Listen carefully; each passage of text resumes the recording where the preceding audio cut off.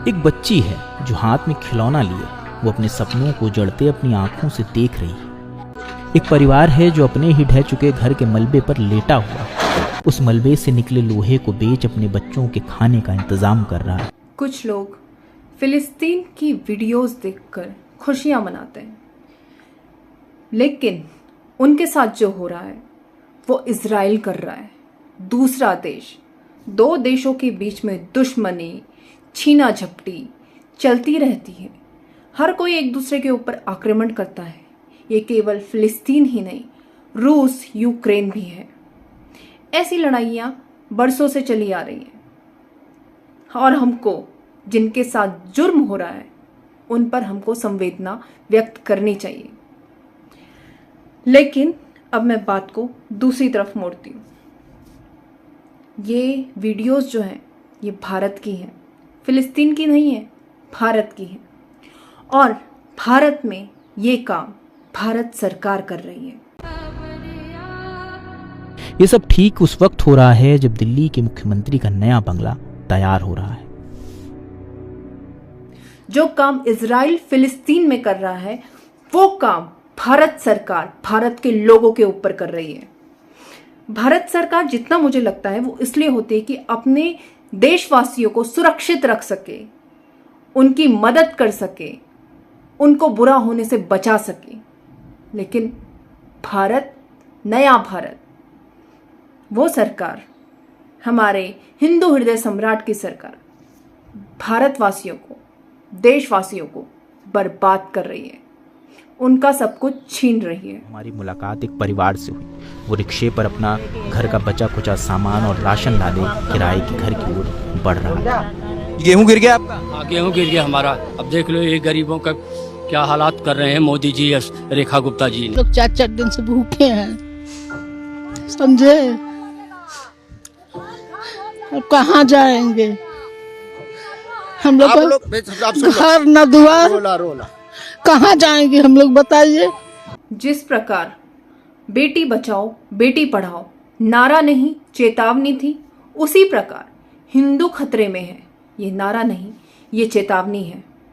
बहुत शर्म की बात है, आज ना मुगल है ना अंग्रेज है, फिर भी हिंदू खतरे में है। जबकि हिंदुओं की सरकार है, संघियों की सरकार है, फिर भी हिंदू खतरे में है।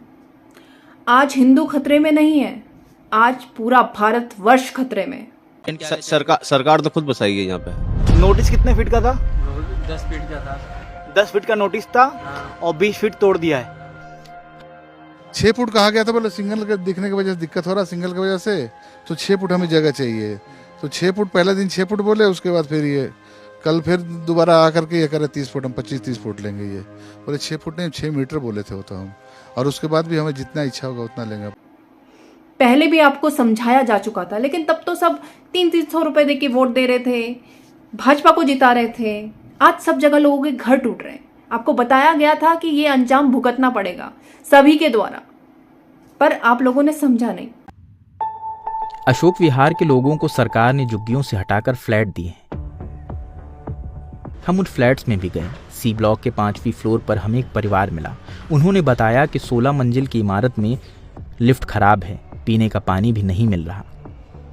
पानी नहीं है पीने वाला, बस पीने का पानी नहीं है? नहीं, पीने का पानी नहीं, बस और कोई दिक्कत नहीं है। आप कैसे पानी पानी ले रहे हूँ, मोल लेके पी रही हूँ। लिफ्ट का ये दिक्कत है, लिफ्ट नहीं चल रही है। सारी लिफ्ट खराब है। ये क्या ये वॉश बेसिन इस्तेमाल नहीं करते? पानी नहीं आता। सिर्फ किचन में पानी आता है। इस घर में जितने भी टैप लगे हुए हैं, एक में तो पानी आ रहा है, ये धीरे धीरे पानी, वो भी आप रफ्तार देख सकते हैं किस रफ्तार से पानी आ रहा है, वो भी चला गया। ये सुबह शाम आता है। हाँ, सिर्फ 2 टाइम आता है पानी। पूरे घर में सिर्फ एक नल है जिसमें पानी आता है। बस। तो नहाते धोते कैसे आप? इसी में से भरते हैं थोड़ा थोड़ा करके। ये आप बाथरूम देख सकते हैं। यहाँ पर ये जो पानी भरा है ये वॉश बेसिन से है जो किचन वाली है। इनमें देखिए यहाँ टैप तो लगे हुए हैं लेकिन पानी नहीं है। शावर भी लगा हुआ है लेकिन पानी नहीं है। शावर तो है।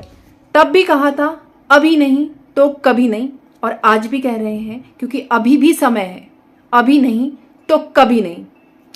इसलिए भाजपा को अब बाहर निकालने का समय आ गया है। बहुत हुआ, वोट हमारा तो अवैध था, तो हम पाकिस्तानी तो है नहीं कि अवैध हो गए। मैं अपनी लड़की को दुपट्टे से बांध के सोती कि कोई आदमी उठा के ना ले जाए। आप सर जी मानोगे नहीं, सर्दी के अंदर पटरियां टूटती हैं तो हम लोग लाल झंडा लेके यहाँ खड़े होते हैं कि ट्रेन को कोई ऐसा हादसा ना हो। घर वाले को बताया, कह रहे कि बाबू आ जाओ। मैं कहा कहाँ से आ जाऊँ, पैसे नहीं है तो कहाँ से आऊँ। अभी एक बात बताओ, चलो सब कुछ टूट गया, सब कुछ फूट गया, लेकिन जनता को पानी पूछा।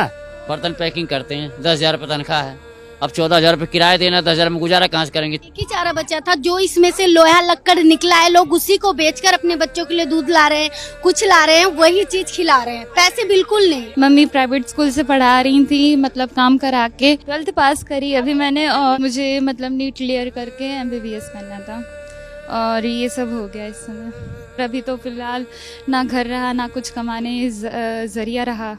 हम लोग यहाँ से झुकी छोड़ कर जाने वाले नहीं है। जब तक व्यवस्था हमारा सरकार नहीं करेगा तब तक मर जाएंगे। इसीलिए रेलवे लाइन पर 40 साल पहले कहाँ गया था, ये खड्डा था, उस समय कहाँ गया था रेलवे सरकार? क्यों बसने दिया हम लोगों को यहाँ पर? अरे सब दुखवा दे दा मोदी, आ जरावा मतिया गिन में दर्द बड़ा होला, जहर लेके दे दो दर्द बड़ा होला। मीडिया रिपोर्ट्स के मुताबिक तकरीबन 4,000 झुग्गियों पर बुलडोजर की कार्रवाई हुई है। ये एरिया वजीरपुर विधानसभा में आता है। यहाँ से भारतीय जनता पार्टी की पूनम भारद्वाज विधायक हैं। मार तो ये वैसे भी रहे हैं, हमारा अधिकार, हमारा सब कुछ तो ये छीन भी। As a citizen of India they are entitled to resettlement. उन्हें दूसरा पुनर्निर्वास देने का सरकार का ये दायित्व बनता है कि उन्हें पुनर्निर्वास दिया जाए। आप बिना रीसेटलमेंट दिए, ऑल्टरनेट रिहैबिलिटेशन दिए बिना आप अपने सिटीजन्स को हटा नहीं सकते हैं। ये वायोलेशन है आर्टिकल 21 का, जो राइट टू लाइफ। अगर आप वो झुग्गियां हटा भी रहे हैं, ये डूसिप की गाइडलाइंस है जो कि गवर्नमेंट ऑफ NCT दिल्ली ने तैयार की है, कि आप बिना उनको दूसरा एकोमोडेशन दिए हुए आप वैसे नहीं हटा सकते। आप 7 दिन के एक नोटिस के आधार पे उनको नहीं हटा सकते हैं, ये गैर कानूनी है। उससे भी बड़ी बात है कि आप बिना सुनवाई किए हुए अगर आप किसी को नोटिस दे रहे हैं, तो एक लॉ में एक प्रिंसिपल है ऑडी एल्ट्रम पार्टम, विच मीन्स जो अफेक्टेड पार्टी है किसी नोटिस से, किसी कार्रवाई से जो अफेक्ट हो रहे हैं, आपको उन्हें सुनना पड़ेगा, आपको उन्हें एक सुनवाई की अपॉर्चुनिटी देनी पड़ेगी, जो इस केस में नहीं दिया गया है।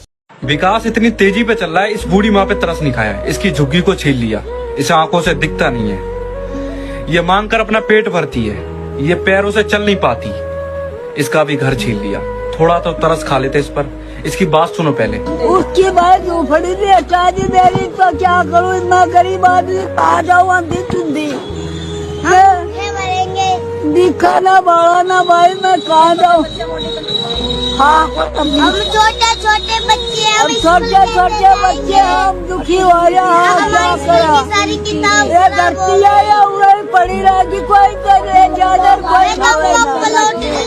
तो हम अवैध, तो ये सरकार भी अवैध। हमारी वजह से ये आज जीती है, तो अब हम अवैध हैं, तो ये सरकार को अवैध साबित करना हमारी जिम्मेदारी है, और अवैध सरकार नहीं होनी चाहिए।